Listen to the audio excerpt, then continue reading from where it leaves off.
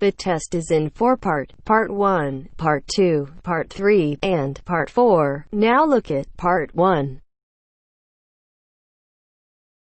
Part 1. You are going to listen to a conversation between two friends who are discussing the organization of a party. As you listen, answer the questions. First, you have some time to look at questions 1 to 5.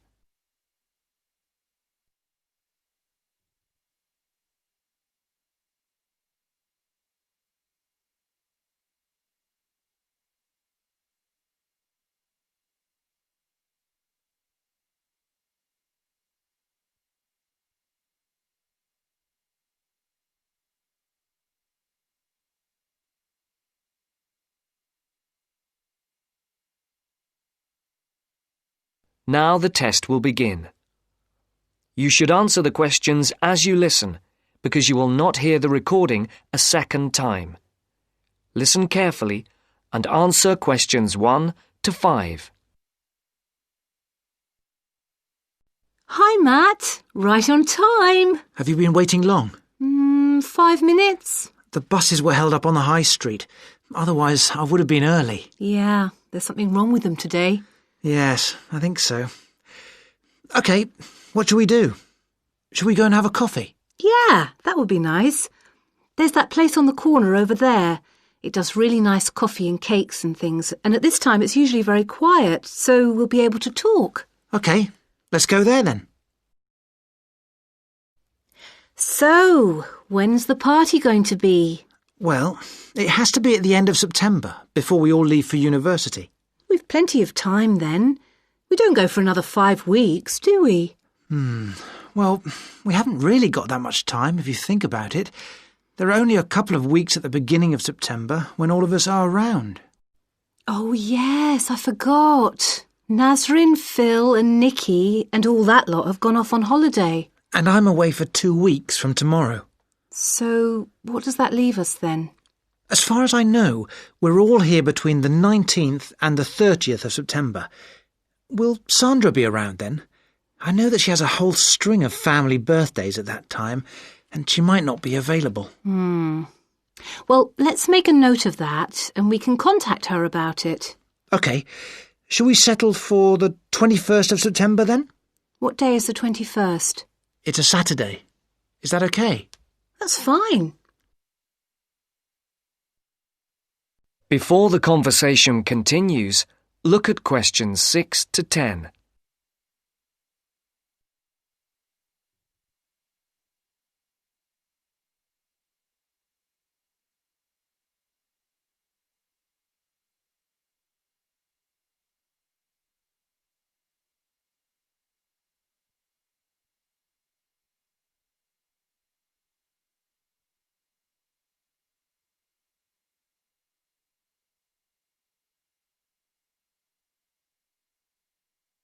As you listen to the second part of the conversation, answer questions 6 to 10. For these questions, there are 3 alternatives, A, B, and C. Decide which alternative is the most suitable answer and circle the correct letter. And now for the tricky bit.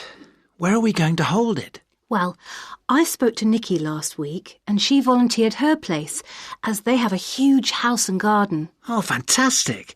Will her parents be around? Yeah, I think so, but she said they won't mind. Oh, right. Well, my parents wouldn't like it at all. Nor mine. But is it definite? Yes. When I spoke to her, she said it was definitely on. I'll just have to confirm the dates with her. We thought it would be one weekend in September, so I'll just have to make sure that that one is okay. One thing Nikki suggested, we could have a daytime party, as we could be outside if the weather is fine. Oh, wow.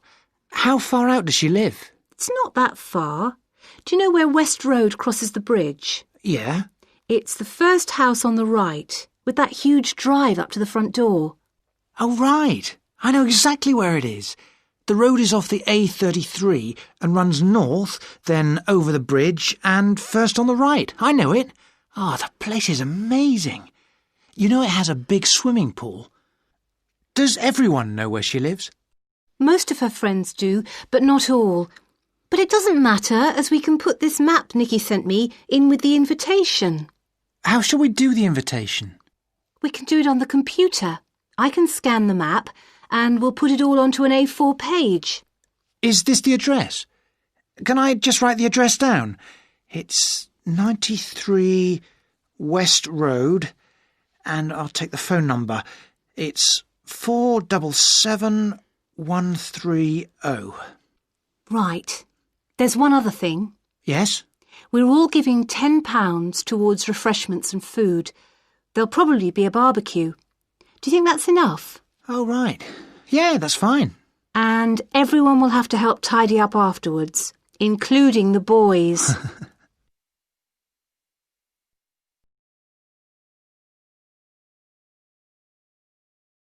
That is the end of part 1. You now have half a minute to check your answers.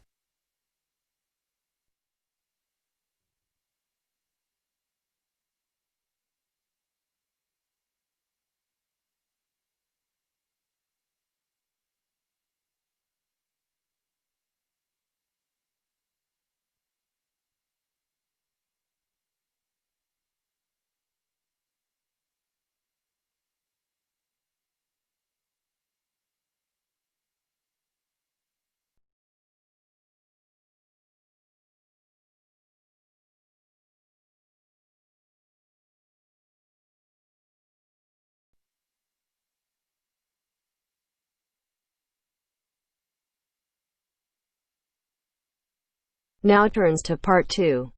Part 2.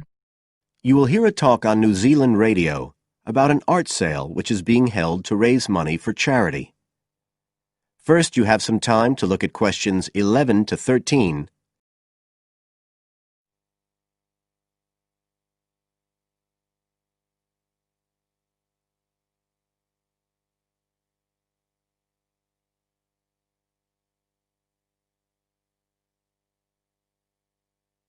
Now listen carefully and answer questions 11 to 13.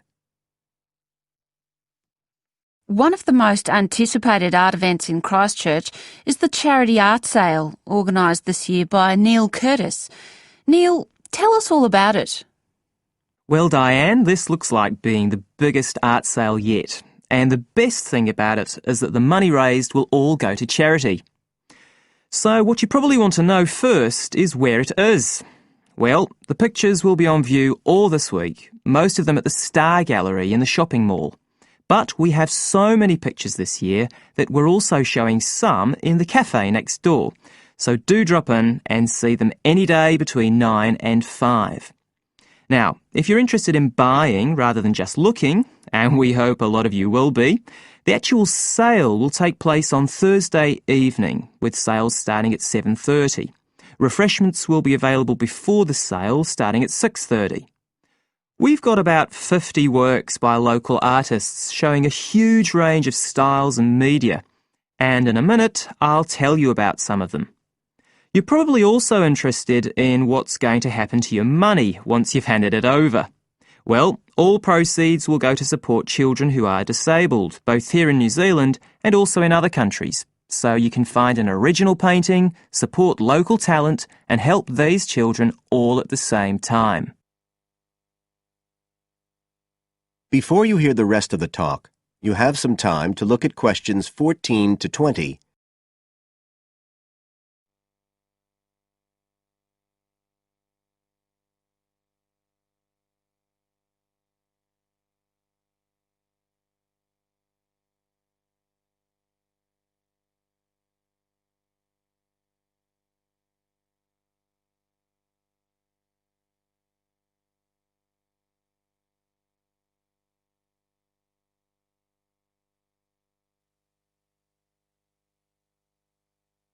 Now listen and answer questions 14 to 20.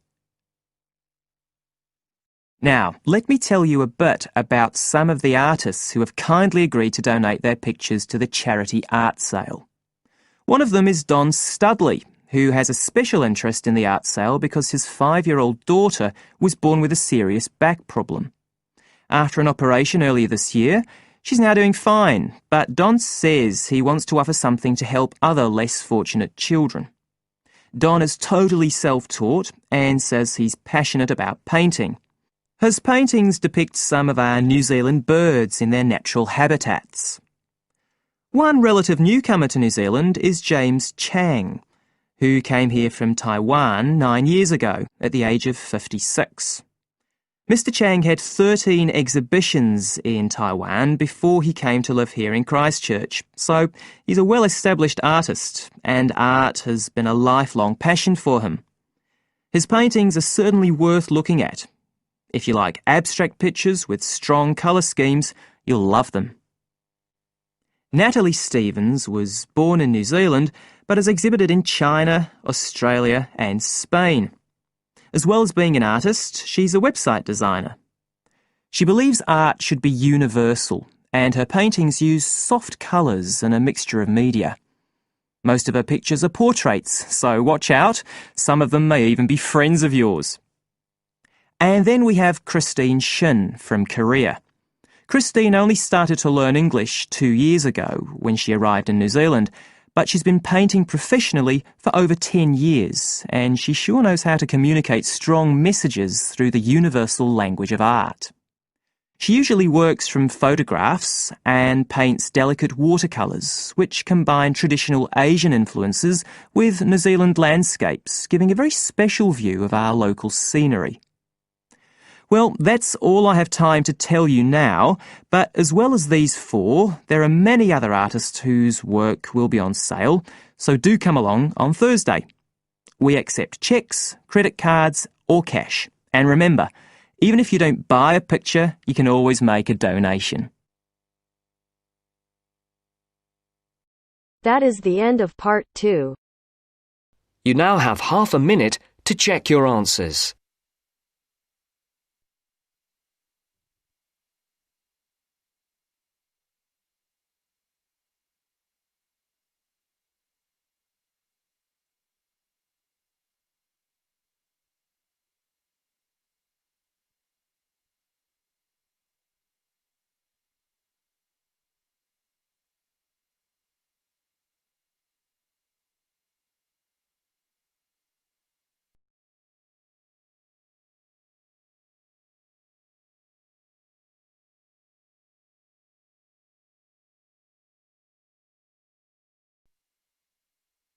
Now turns to part 3. Part 3.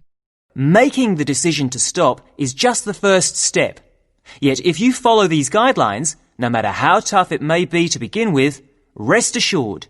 First, you have some time to look at questions 21 to 26.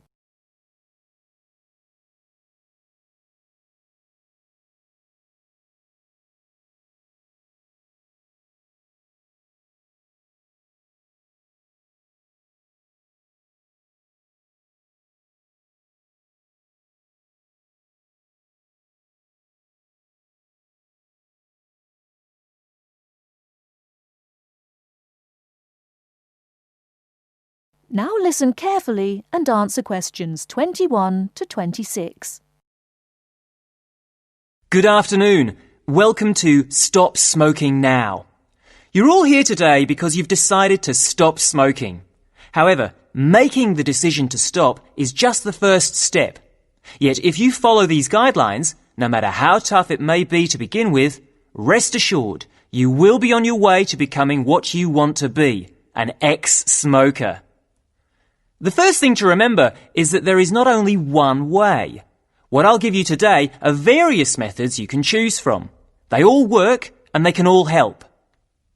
The first method I would recommend is based on something we all have, but in different degrees, namely willpower.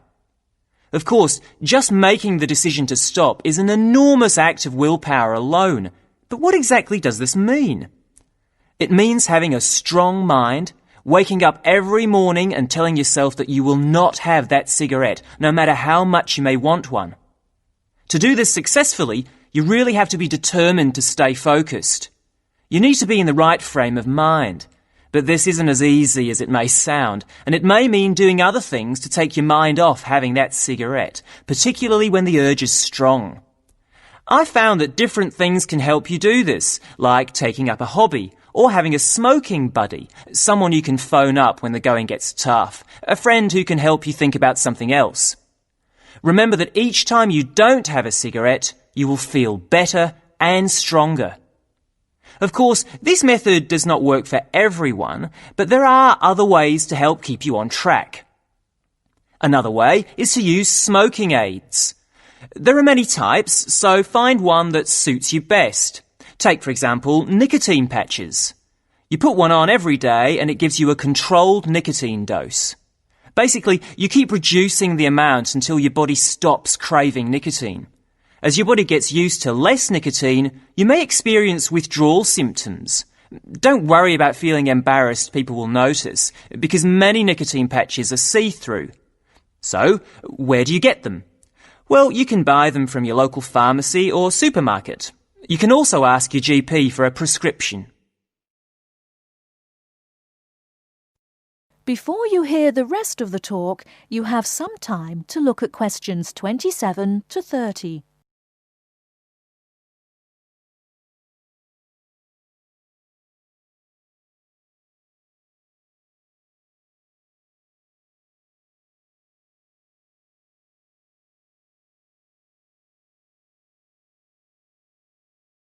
Now listen and answer questions 27 to 30.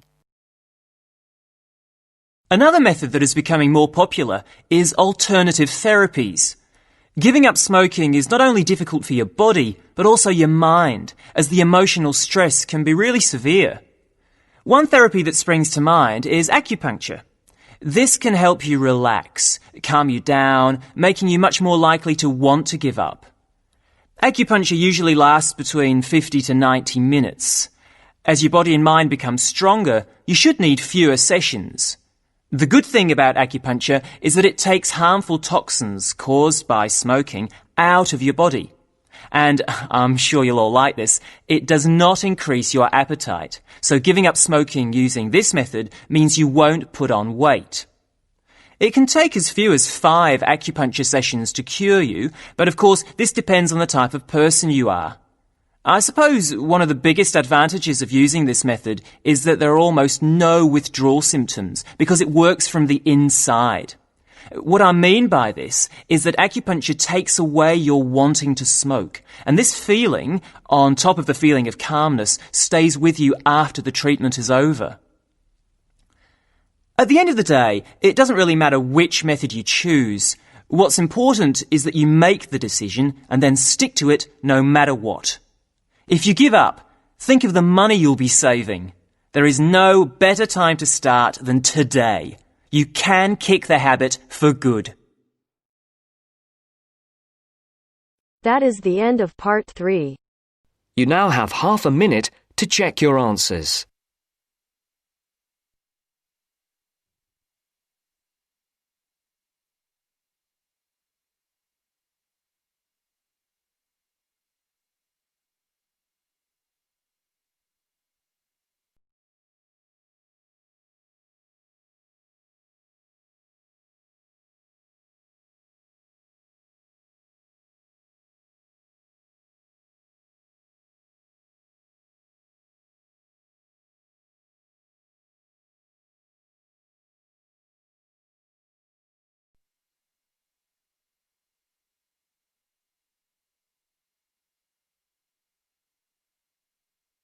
Now turns to part 4. Part 4. You will hear part of a careers advice talk on working freelance. First, you have some time to look at questions 31 to 40.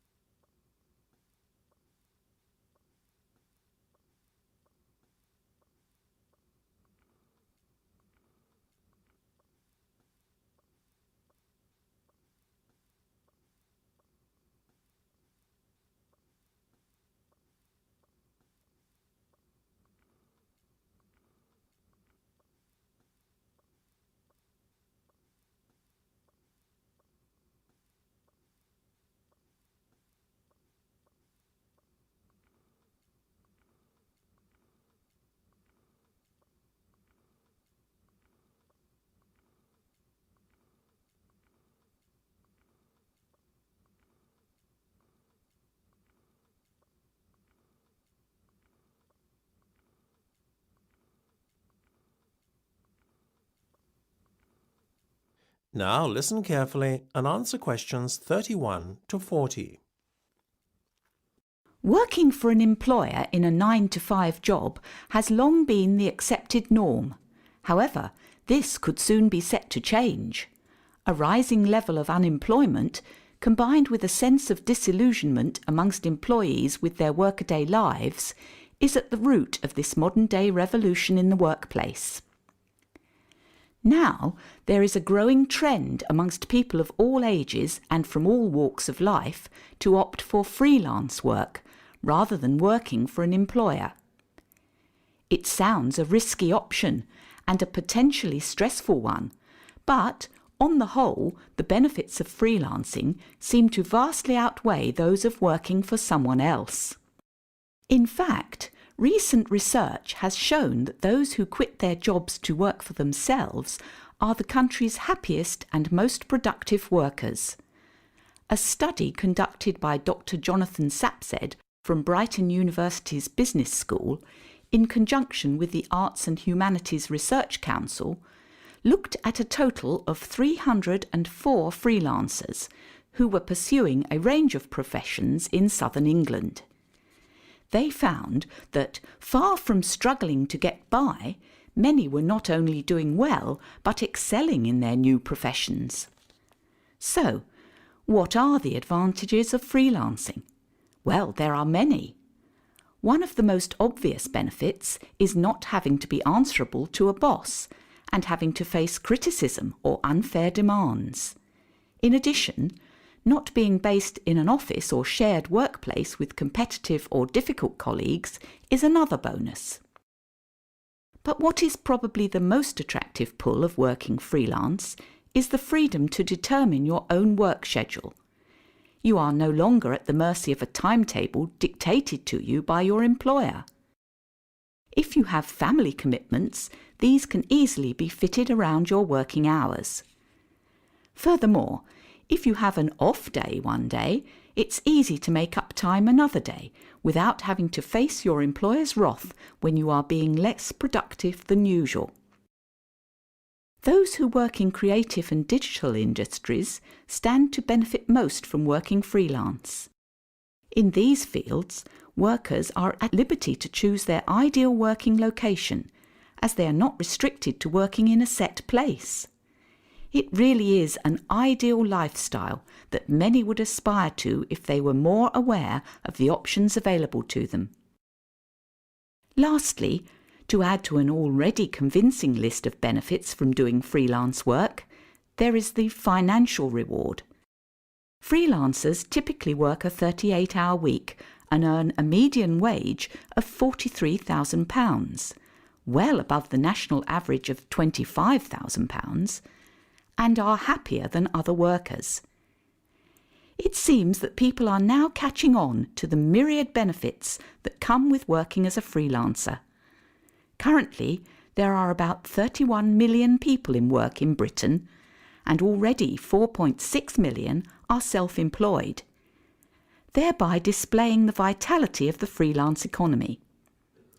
In fact, so popular is freelancing becoming that it has even been suggested that the government needs to devise a new tax and other policies to support freelancers. Freelancing would seem to be the future of employment and the way forward. It is certainly well worth considering freelancing if you are doubtful about committing to working in a structured environment and would like more freedom and autonomy in your work. That is the end of part 4. You now have half a minute to check your answers.